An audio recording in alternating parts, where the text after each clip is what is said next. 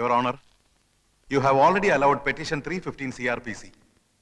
So let me examine the accused number 1 and 2 as witnesses. Yes, you may proceed.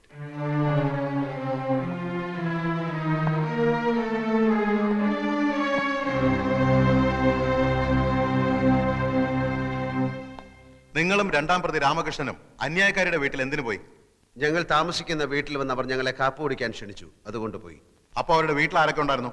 അവരും അവരുടെ ജോലിക്കാരിയും. നിങ്ങൾ കാപ്പി കുടിച്ചോ? ഇല്ല. എന്തുകൊണ്ട് കുടിച്ചില്ല? കുടിക്കാൻ തുടങ്ങുന്നതിന് മുമ്പ് പെട്ടെന്ന് ആ സ്ത്രീ ഒരു കത്തിയെടുത്ത് അവരുടെ വെയിൻ കട്ട് ചെയ്ത് മരിക്കാൻ പോവുകയാണെന്ന് പറഞ്ഞു. ഞങ്ങൾ അവരെ തടയാൻ ശ്രമിച്ചു. വേറെ ഒന്നും സംഭവിച്ചില്ലേ? ഇല്ല. ഇതിനു മുമ്പ് നിങ്ങൾ ഏതെങ്കിലും ക്രിമിനൽ കേസിൽ പെട്ടിട്ടുണ്ടോ? ഇല്ല. നിങ്ങൾ കല്യാണം കഴിച്ചാണോ? അല്ല. എന്തുകൊണ്ട് കല്യാണം കഴിച്ചില്ല?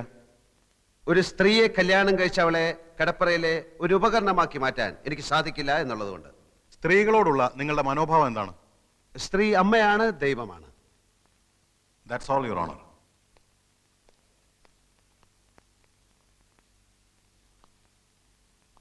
ദൈവത്തെ അപമാനിക്കലാണോ നിങ്ങളുടെ ജോലി? എന്റെ ജോലി കഥ എഴുത്താണ്. അല്പം മുമ്പ് നിങ്ങൾ പറഞ്ഞു സ്ത്രീ അമ്മയാണ്, ദൈവമാണെന്നൊക്കെ. അങ്ങനെ പറഞ്ഞ നിങ്ങൾ ഗസറ്റ് ഡിയക്ഷി എന്ന ആഭാസകരമായ ഒരു നോവൽ എഴുതി സ്ത്രീ വർഗത്തെ തന്നെ അപമാനിക്കാൻ ശ്രമിക്കുകയാണെന്ന് ഞാൻ പറഞ്ഞാൽ നിഷേധിക്കാൻ പറ്റുമോ? നോവലല്ല, ജീവിതം. ഓഹോ, സ്ത്രീയെക്കുറിച്ചുള്ള നിങ്ങളുടെ കാഴ്ചപ്പാടല്ലേ ആ നോവലിൽ എഴുതിയിരിക്കുന്നത്?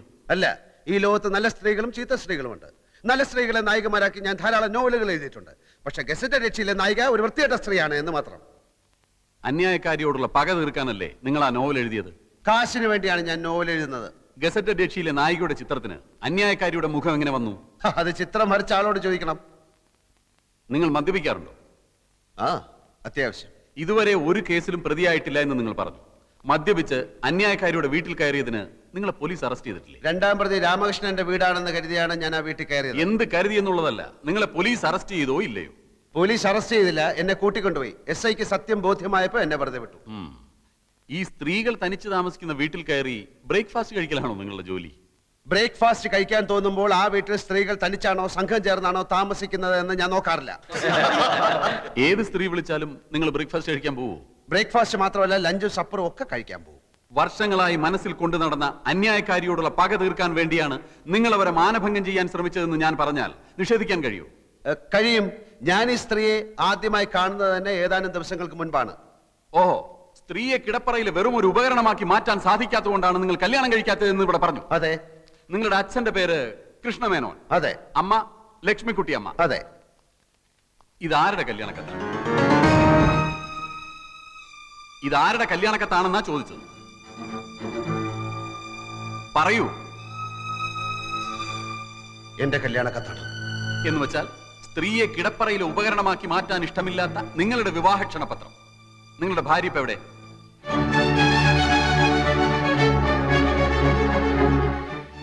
ഞാൻ കല്യാണം കഴിച്ചിട്ടില്ല. കഴിച്ചിട്ടില്ലേ? അപ്പൊ കല്യാണം കഴിക്കാതെ ചുമ്മാ കല്യാണക്കത്തടിച്ച് വിതരണം ചെയ്യലാണോ നിങ്ങളുടെ ഹോബി? മറുപടി പറയൂ. അന്ന് അങ്ങനെ സംഭവിച്ചു. എന്താണ് സംഭവിച്ചതെന്ന് ഞാൻ പറയാം. കല്യാണം ഉറപ്പിച്ചു, കല്യാണക്കത്തടിച്ചു, ആളുകളെ ക്ഷണിച്ചു.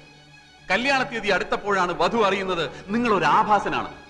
അങ്ങനെ ആ പെൺകുട്ടി കല്യാണത്തിന് വിസമ്മതിച്ചു. അതല്ലേ സത്യം? അല്ല. ആണെന്ന് ഞാൻ പറയുന്നു. അന്നു മുതൽ ആ പെൺകുട്ടിയോട് നിങ്ങൾക്ക് തീർത്താൽ തീരാത്ത പകയായി. അന്നത്തെ ആ പെൺകുട്ടിയാണ് ഈ കേസിലെ അന്യായക്കാരി പ്രിയദർശിനി എന്ന് ഞാൻ പറഞ്ഞാൽ നിങ്ങൾക്ക് നിഷേധിക്കാൻ കഴിയും?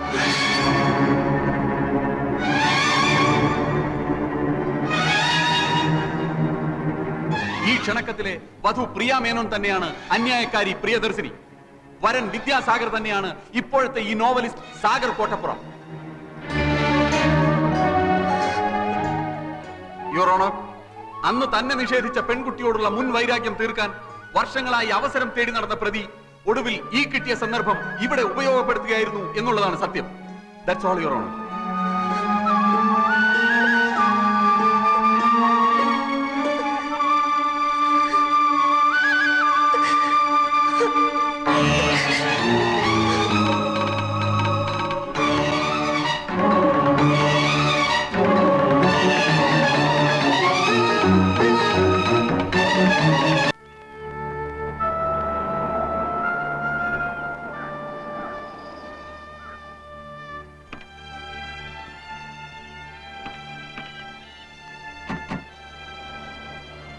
കല്യാണക്കത്തും പൊക്കിപ്പിടിച്ചുള്ള വക്കീലിന്റെ ചോദ്യങ്ങൾ, അന്തം വിടുന്ന നായകൻ ഒരു വശത്ത്, ഞെട്ടിത്തരിക്കുന്ന നായിക മറുവശത്ത്. ഈ കോടതി രംഗം അതേപടി ഒരു അധ്യായമാക്കാം. വായനക്കാരന്റെ കണ്ണ് തള്ളും, ഞരമ്പുകൾ വലിഞ്ഞു മുറുകും. ചൂടാറുന്നതിന് മുമ്പ് ഈ മാറ്ററിന്റെ എഴുതി തന്നേക്ക്. അതിരിക്കട്ടെ, കല്യാണക്കത്തടിച്ചു, കല്യാണം നടന്നില്ല, അതെന്താ കാരണം?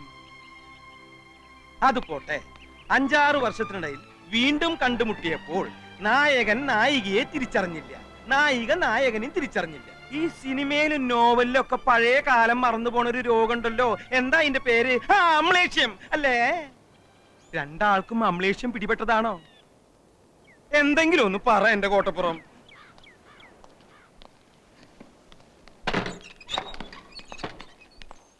ഇപ്പൊ തന്നെ എഴുതി തന്നാ ഇപ്പൊ തന്നെ കമ്പോസിങ്ങിന് കൊടുക്കാം. നായകനും നായികയ്ക്കും അമ്ലേഷ്യം വേണ്ട, വായനക്കാര് വിശ്വസിക്കില്ല. ഒരാൾക്ക് മതി അമ്ലേഷ്യം. ഗസറ്റഡ് യക്ഷി അധ്യായം 6 അമ്ലേഷ്യം എന്ന ടൈറ്റിലും കൊടുക്കാം. കഴിഞ്ഞ ലക്കത്ത് കഥ എവിടെയാ നിൽക്കുന്നതെന്ന് അറിയോ? എവിടെ നിർത്തിയിരിക്കണേ? ആ, അതറിയാതെ ചുമ്മാ അമലേഷ്യം അമലേഷ്യം എന്ന് പുലമ്പിയിട്ട് കാര്യമില്ല. അമലേഷ്യം അങ്ങനെ ഒരു വാക്കില്ല.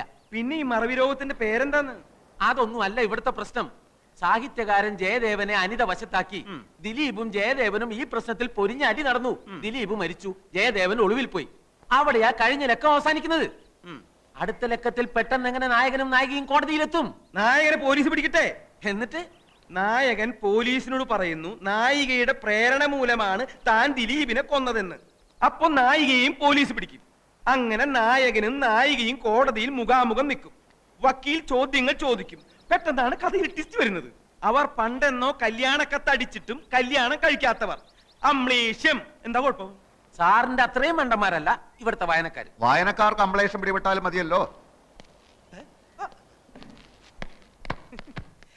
എല്ലാം കോട്ടപ്പുറം തീരുമാനിച്ചോളൂ. പക്ഷെ എന്തെഴുതിയാലും വായനക്കാരന്റെ കണ്ണ് തള്ളണം, ഞരമ്പ് വലിഞ്ഞു മുറുകണം. ഒന്ന് എഴുതി തരൂന്നേ.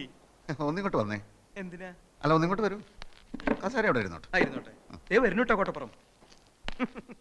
അമ്ലേഷ്യം. ഇയാൾ എവിടുത്തുകാരനാടോ? ചങ്ക് പൊട്ടി നിൽക്കുന്ന ഒരു മനുഷ്യനോട് ഇങ്ങനെയാണോ സംസാരിക്കുന്നത്?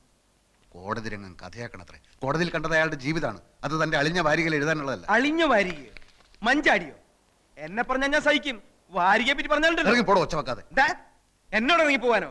താൻ ഇറങ്ങടോ ആദ്യം. ഞാനാ ഈ മുറിക്ക് വാടക കൊടുക്കണേ, അല്ല തന്റെ അപ്പാപ്പനെ. നമ്മൾ തമ്മിലുള്ള മുൻപരിചയമൊക്കെ ഞാൻ മറന്നുപോയി. കാരണം എനിക്ക് അമ്നേസിയാണ്. നമ്മൾ തമ്മിലുള്ള ധാരണ അനുസരിച്ച് കേസിൽ അനുകൂലമായ വിധി നേടിയെടുക്കുക എന്നുള്ളതായിരുന്നു ആവശ്യം. അതിന് വേണ്ടുന്നതേ ഞാൻ ചെയ്തുള്ളൂ. ഒരു കാര്യം മാത്രമേ എനിക്കറിയണ്ടൂ. എന്തുകൊണ്ട് ഈ വിവരം നേരത്തെ എന്നോട് പറഞ്ഞില്ല?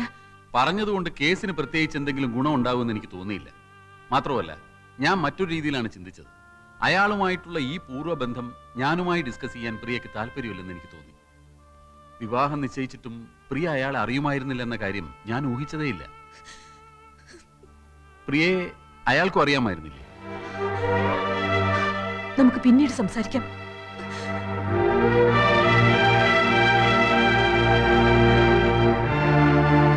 സർ, ഇനി ഈ കേസ് പ്രൊസീഡ് ചെയ്യാൻ എനിക്ക് താല്പര്യമില്ല.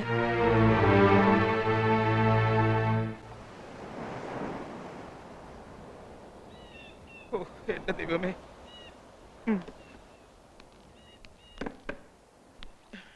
അതേ കിടപ്പ് തന്നെ. എഴുതാനുള്ള ഒരു നീക്കവും കാണുന്നില്ല. എന്നെ വേണമെങ്കിൽ ഒന്നുകൂടി തല്ലിക്കോ. എന്റെ സങ്കടം ഞാൻ പിന്നെ ആരോടാ പറയാ? എഴുന്നേൽക്ക കുടിക്കുക കെടുക്കുക, എഴുന്നേൽക്ക കുടിക്കുക കെടുക്കുക. സ്കോച്ച് വേണമെന്ന് പറഞ്ഞപ്പോ അതും വാങ്ങിച്ചു കൊടുത്തു. രൂപ എത്രയാ പൊടിച്ചത്? തഹസിൽദാർ സാറിന് അറിയോ? ഈ നാട്ടിൽ വേറെ എഴുത്തുകാരില്ലഞ്ഞിട്ടല്ല. MT വാസുദേവൻ നായർ മഞ്ചാടിക്ക് ഒരു നോവൽ എഴുതി തരാന്ന് പറഞ്ഞിട്ട്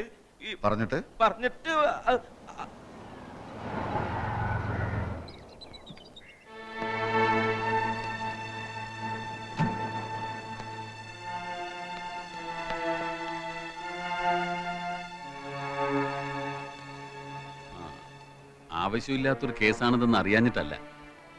പക്ഷെ ഒരു അഡ്വക്കേറ്റിന്റെ കടമ അയാളുടെ കക്ഷിയുടെ ഭാഗത്ത് നിൽക്കുക എന്നുള്ളതാണ്. കോടതിയിൽ സത്യം ബോധിപ്പിച്ച് പ്രിയദർശിനി കേസിൽ നിന്ന് പിൻവാങ്ങുകയാണ്. കേസിൽ നിന്ന് പിൻവാങ്ങുകയോ? അതെന്തിന്? സത്യത്തിൽ അതൊരു കള്ളക്കേസാണല്ലോ മിസ്റ്റർ സാഗർ. മിസ്റ്റർ സാഗർ?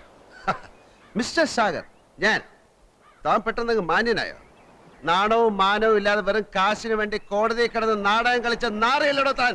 നാറി വക്കീലേ, ഇപ്പൊ ഒന്ന് പറയാണ് കള്ളക്കേസാണെന്ന്. ശരിക്കുള്ള കേസ് ഞാൻ ഉണ്ടാക്കി തരാടോ. ഇടിച്ചതിന്റെ നെഞ്ചെ കളിക്കി തരാം. അപ്പൊ അതൊരു കേസാക്കാം. അവളെ വെട്ടി വെട്ടി ഞാൻ നുറുക്കാം. അപ്പൊ തനിക്ക് മറ്റൊരു കേസ് കിട്ടും. വിടൂ, അവളോട് പറഞ്ഞേക്ക്, ഏത് കേസ് പിൻവലിച്ചാലും എന്റെ കണ്ണീരിന്റെ കണക്ക് തീർക്കാതെ അവളെ ഞാൻ വിടില്ലെന്ന്. സാഗർ, വിട്. സാഗർ, ഇവിടെ വാ. പറഞ്ഞ കേക്ക്.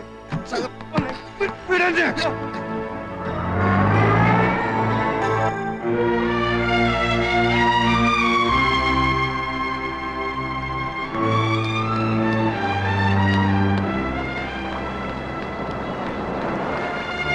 കോട്ടപ്പുറം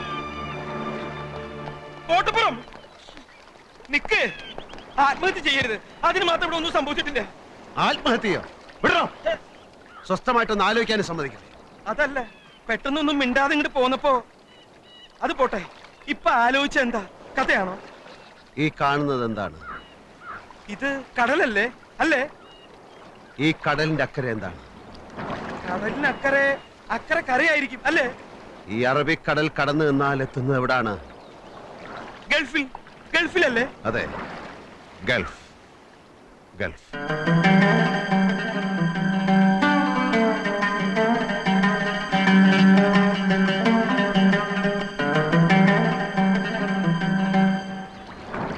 ഇനിയുള്ള കഥ ആരംഭിക്കുന്നത് ആ മണലാരണ്യങ്ങളിൽ നിന്നാണ്.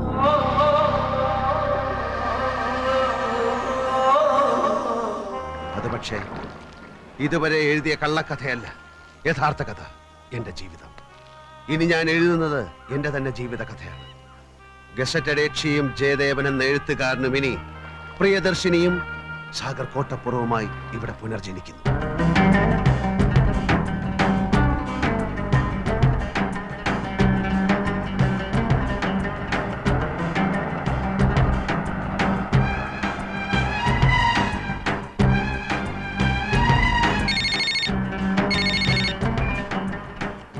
Hello, Vidyasagar here. പത്മിനി ചേച്ചി നല്ല ആളാ. ഇന്നലെ തന്നെ വിളിക്കാന്ന് പറഞ്ഞിട്ട് അതുപോലെ കാര്യങ്ങൾ അവിടം വരെയായി. ആ, ഞാനും മോനേട്ടനും കൂടി പോയി കണ്ടു. നല്ല ഒതുക്കവും വിനയവും, വെളുത്ത് മെലിഞ്ഞ് നല്ല ഭംഗിയുള്ള ചിരിയും. ഒറ്റ നോട്ടത്തിൽ തന്നെ എനിക്ക് മോനേട്ടനും കുട്ടിയെ നന്നായി ബോധിച്ചു. മോഹനേട്ടന്റെ കാര്യം വിടൂ. പത്മിനി ചേച്ചിക്ക് ഇഷ്ടപ്പെട്ടല്ലോ, അത് മതി. എന്റെ കാഴ്ചപ്പാടും സൗന്ദര്യ സങ്കല്പവും ഒക്കെ എന്നേക്കാൾ അറിയാവുന്നത് ചേച്ചിക്കല്ലേ. എന്നാലും നിനക്കും കൂടി ഇഷ്ടപ്പെടണമല്ലോ. പറ്റുമെങ്കിൽ ഒരു 3-4 ദിവസത്തേക്ക് വന്നിട്ട് പോയിക്കൂടെ നിനക്ക്? ഇപ്പൊ വന്നാ കല്യാണത്തിന് വരാൻ അറബാബ് ലീവ് തരില്ല. അപ്പൊ പിന്നെ ഒരു താലി പാഴ്സൽ അയച്ച് തരേണ്ടി വരും ഞാൻ. ഒക്കെ ചേച്ചിയും മോഹനേട്ടനും കൂടെ അങ്ങോട്ട് തീരുമാനിച്ചാ മതി. ഏതായാലും കുട്ടിയുടെ ഫോട്ടോ ഞാൻ കൊടുത്തയച്ചിട്ടുണ്ട്. എപ്പോ കൊടുത്തയച്ചു? ആരുടെ കൊടുത്തയച്ചു? എന്ന് കൊടുത്തയച്ചു? ഓ, കിടന്ന് ചാടാതെ. നിന്റെ കൂട്ടുകാരൻ സൈനുദ്ദീന്റെ സിസ്റ്റർ സോണിയ അല്ലേ? അവളും ഹസ്ബൻഡും കൂടി യാത്ര പറയാൻ വന്നിരുന്നു മെനിഞ്ഞാന്ന് രാത്രിയില്. കയ്യോട് കൊടുത്തയച്ചിട്ടുണ്ട്. ഫോട്ടോ ഇപ്പൊ സൈനുദ്ദീന്റെ കൈ കിട്ടിക്കാണല്ലോ. അവൻ പറഞ്ഞില്ലേ? അപ്പൊ പറഞ്ഞില്ല. കള്ള നമുക്ക് മറന്നു കാണും. ഞാൻ പിന്നെ വിളിക്കാം. ഇവിടെ പെട്ടെന്ന് കുറച്ച് ഭയങ്കര തിരക്കിലായി പോയി.